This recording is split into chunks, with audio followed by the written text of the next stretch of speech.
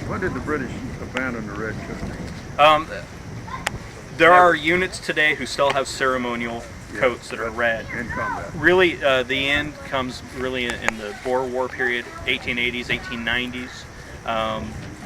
Because everyone thinks, oh, they couldn't hide in the woods.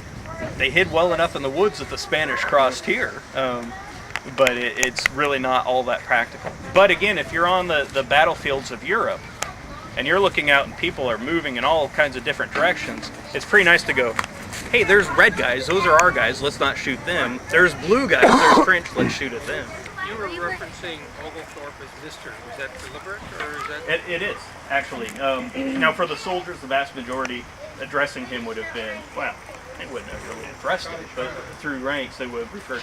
But Oglethorpe has this dual thing where he's also really the civil government as well.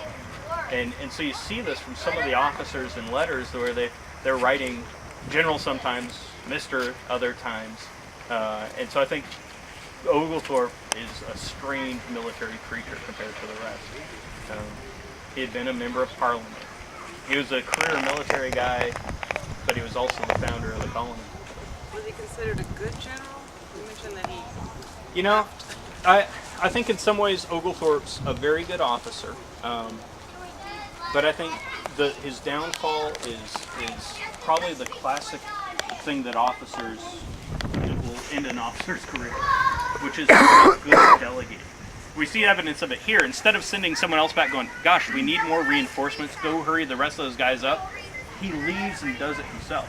And it's particularly troublesome here because he's got two different units that he's in charge of. He's in charge of this regiment, plus he's the overall commander of the Scottish Highlanders as well. So when he leaves, unified command is gone. The other real difficulty, or good evidence of it, is down in St. Augustine in the 1740 attack. They get there and most of their cannons don't have field carriages. They've taken them off ships. So you can't fix them on a carriage. So their only good hope was to actually put it on like field works. What they do is they piled up sand over on Anastasia Island. He actually aims the cannons himself. He gets them.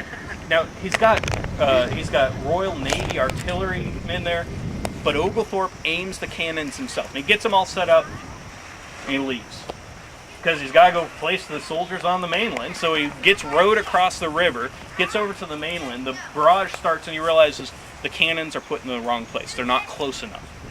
So you know what he does? He gets rowed back across, and he sets up the cannons again.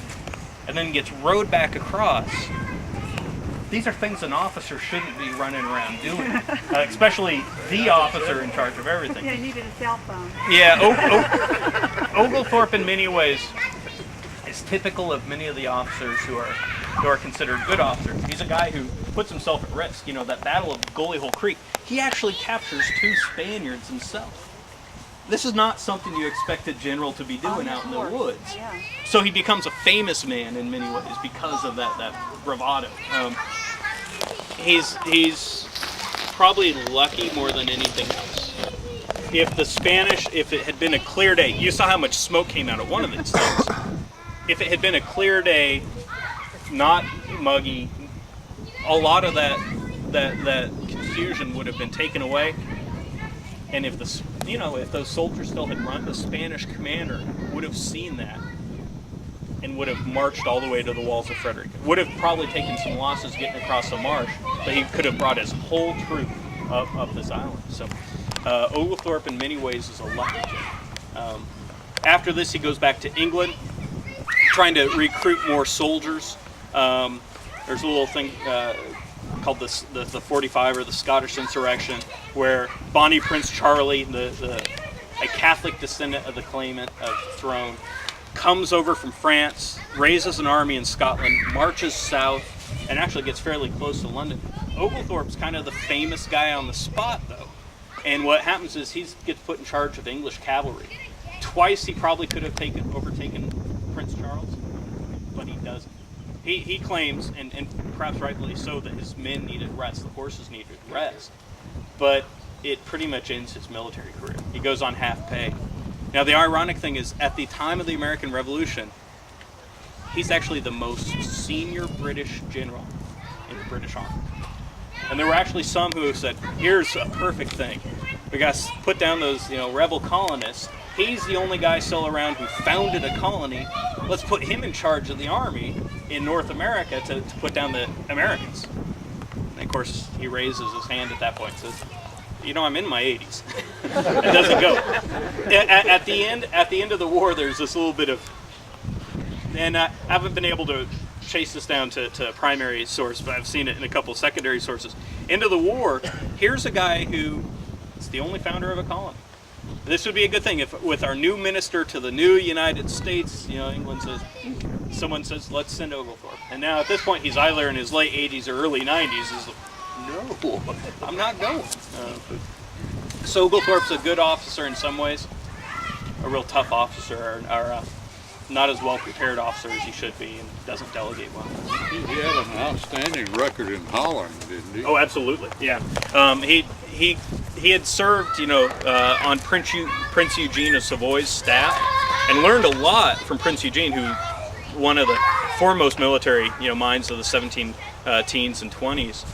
He had a great history. Now, there are some who would make an argument that he may have entered the army under a different name during the French and Indian War or the 7 Years' War, but I haven't been able to document that. And enough letters exist from him during that period that we don't think he left. But earlier on, he had really served with distinction. A lot of officers had a problem delegating, including Lee. Oh, absolutely. Didn't listen to Longstreet. Yeah, absolutely. It takes a big ego to be a general. Yeah.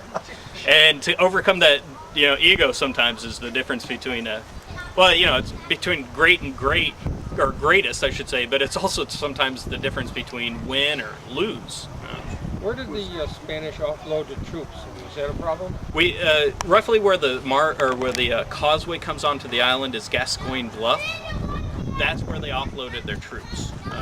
They initially had tried to bring a few ships. They were going to try an amphibious landing, and that how our water out there looks cruddy. It's not that blue because of that big sandbar out there. That sandbar was out there at that time too, because one of the galleys runs aground.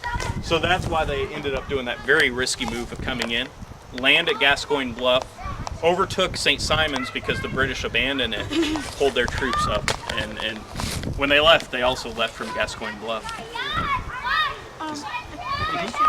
When Oglethorpe went down to St. Augustine, I thought he sailed down in ships, or did he go on land?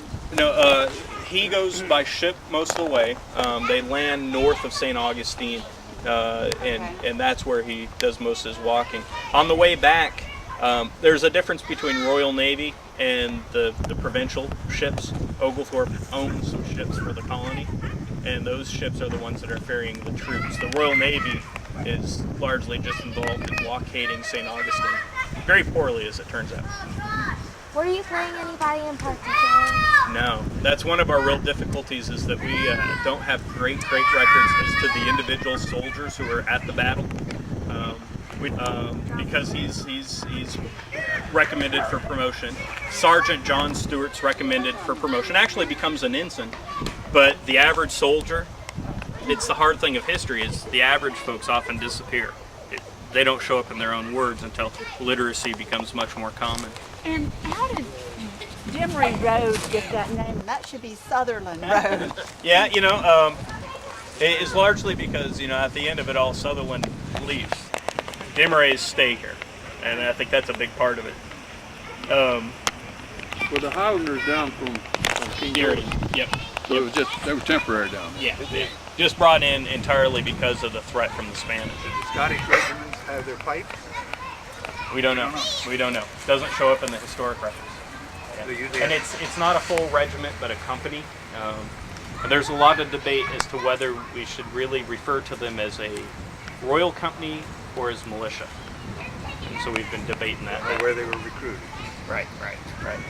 And so many of the original Darien Scots have been killed at Fort Mose that there was a second batch of men brought in because it was